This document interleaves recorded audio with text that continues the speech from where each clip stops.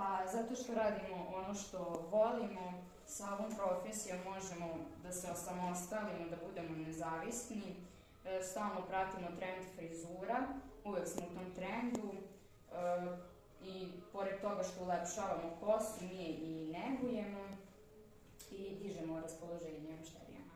Jesi li razmišljala koji deo svoje profesije najviše voliš? Pa najviše volim praktični deo jer mogu da iskažem svoju kreativnost. Treniranje, pranje kose, oblikovanje frizura, ali samim tim volim i teorijski deo jer nas uči da konkretno znamo šta se dešava u dlaci i o samoj kosi prilikom procesa rada, da je možemo uspešno iznegovati što je najvažnije.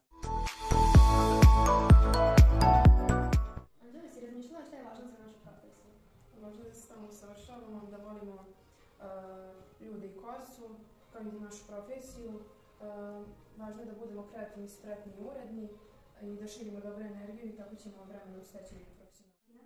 Šta je tebi najzanimljivije u ovoj profesiji? To što pored nastavnog plana i programa radimo i neke nastavne aktivnosti van učionice, kao što je obilazak osnovne škole, vrtića, dnevnog centra, da bi drugima približili našu profesiju i da bi predočili da je frizer jedna kompleksna ličnost koja podrazumijeva obrazovanje u svim smjerovima, pored svoje profesije, kao što je psiholog i psihoterapeut.